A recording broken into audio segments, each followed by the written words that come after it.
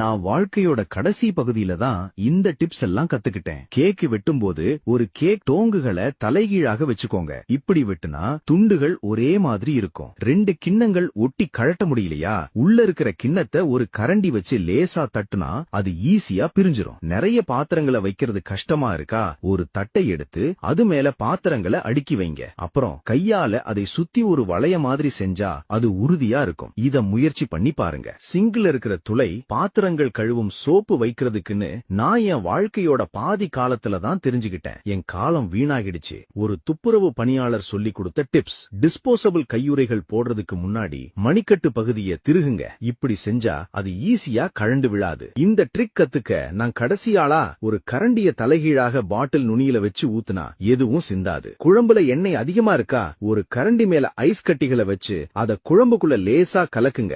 எண்ணெய் எல்லாம் குளிர்ந்து கரண்டியில ஒட்டிக்கும். சாதம் கஞ்சி மாதிரி ஆயிடுச்சா, அது மேல ஒரு பிரெட் துண்டை வச்சு 2 நிமிஷம் சூடு பண்ணுங்க. அந்த பிரெட் எக்ஸ்ட்ராலா இருக்கிற தண்ணியை உறிஞ்சிரும். சூப்ல உப்பு அதிகமாயிடுச்சா, தோல் உரிச்ச உருளைக்கிழங்க போட்டு கொஞ்ச நேரம் கொதிக்க விடுங்க. அது அதிகமா இருக்கிற உப்பை உறிஞ்சிரும். முட்டை ஓட துண்டுகளை எடுக்கிறது கஷ்டமா இருக்கா, ஒரு ட்ரிக் இருக்கு. உங்க விரல தண்ணியில நனைச்சு ஓட்ட தொட்டா அது ஈஸியா வெளியில வந்துரும். வேகமா குளிர்ச்சியாக்கும் முறை. ஒரு ட்ரிங்க்ஸ வேகமா குளிர்ச்சியாக்கணுமா, பாட்டிலுக்கு மேல ஒரு ஈரமான பேப்பர் டவலை சுத்தி அதை ஃப்ரிட்ஜ்ல வைங்க. இது வெறுமனே வைப்பதை விட சீக்கிரமா குளிர்ந்துரும். கொசுவர்த்தி சுருளை பிரித்தல். கொசுவர்த்தி சுருளை பிரிக்கும் போது ஈஸியா உடைஞ்சிரும். இந்த ட்ரிக்ஸை யூஸ் பண்ணுங்க. 2 பக்கமும் லேசா பிடிச்சு டேபிள் மேல தட்டி அப்புறம் பிரிச்சா அது சரியா பிரியும். நிறைய பேர் சாக்ஸை இழுத்து பிரிப்பாங்க. ஆனா நல்லா பாருங்க, இதுல ஒரு நீளமான நூல் இருக்கும். அத லேசா இழுத்தா அது ஈஸியா பிரியும். பால் பாட்டில மூடிய கீழே வச்சு ஊத்துனா காத்து உள்ள போக கஷ்டமா இருக்கும். அதனாலதான் சிந்துது. பால் பாட்டில திருப்பி மூடிய மேல வச்சு ஊத்துனா அது மென்மையா வரும். உங்க போன் சத்தம் கம்மியா இருக்கா,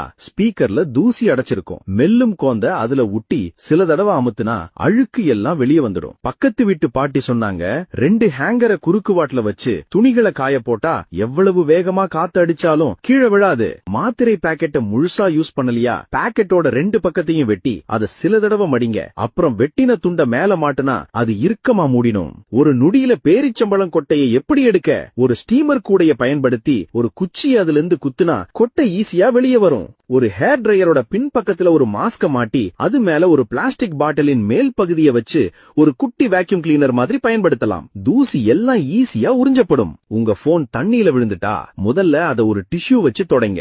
எந்த பட்டனையும் அமுத்தாதீங்க. சார்ஜர் போடாதீங்க. ஹேர் டிரையர் யூஸ் பண்ணாதீங்க. அத ஒரு பாத்திரத்துல அரிசிக்குள்ள வைங்க. அடுத்த நாள் அது வேலை